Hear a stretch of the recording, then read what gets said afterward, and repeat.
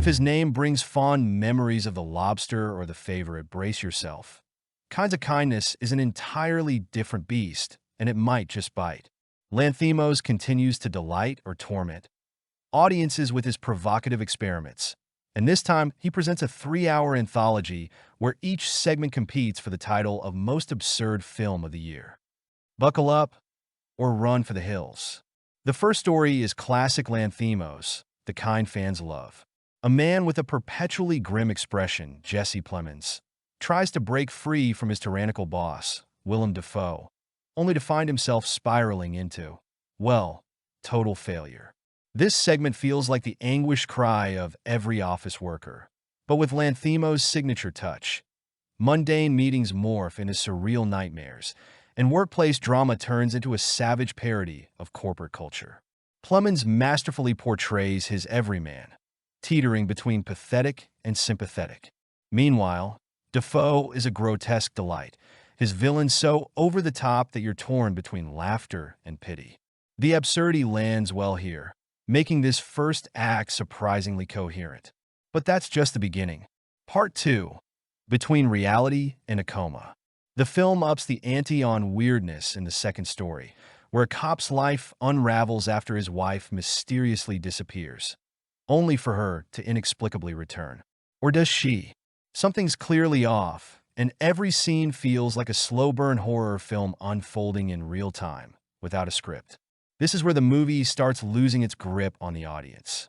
Sure, it's still packed with sharp dialogue, and the performances, again, Dafoe and Emma Stone, are top-notch, but the pacing drags.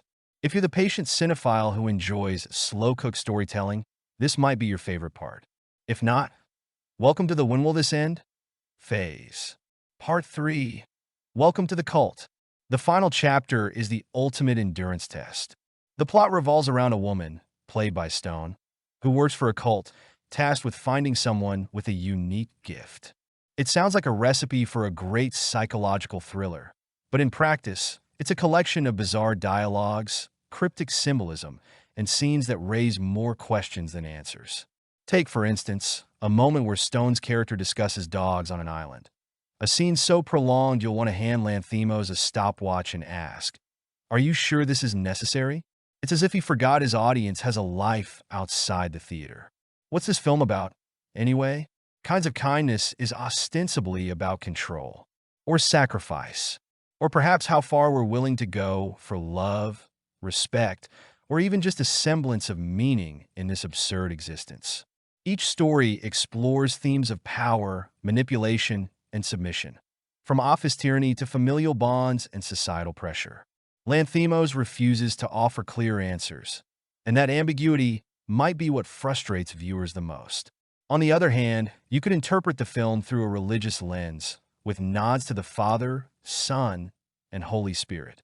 Or, if theology isn't your thing, as 3 satirical portraits of human weakness.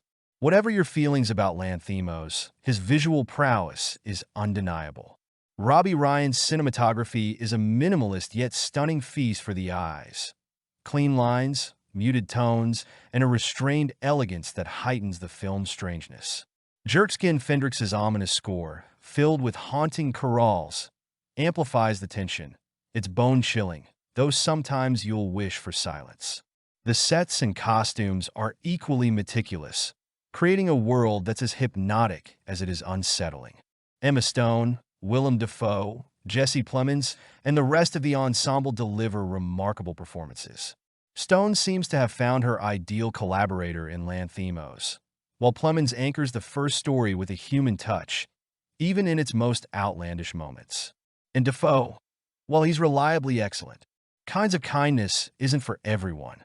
If you love dark humor, metaphors, and films that revel in their own eccentricity, you might find something special here. But if you prefer straightforward plots or relatable characters, steer clear. Lanthimos has crafted a work that will spark debates, fuel disdain, and maybe even earn some ardent fans. But enjoyment, in the traditional sense? Unlikely. Rating, 7/10. If you're up for a challenge and have 3 hours to spare, give it a shot. But bring your patience.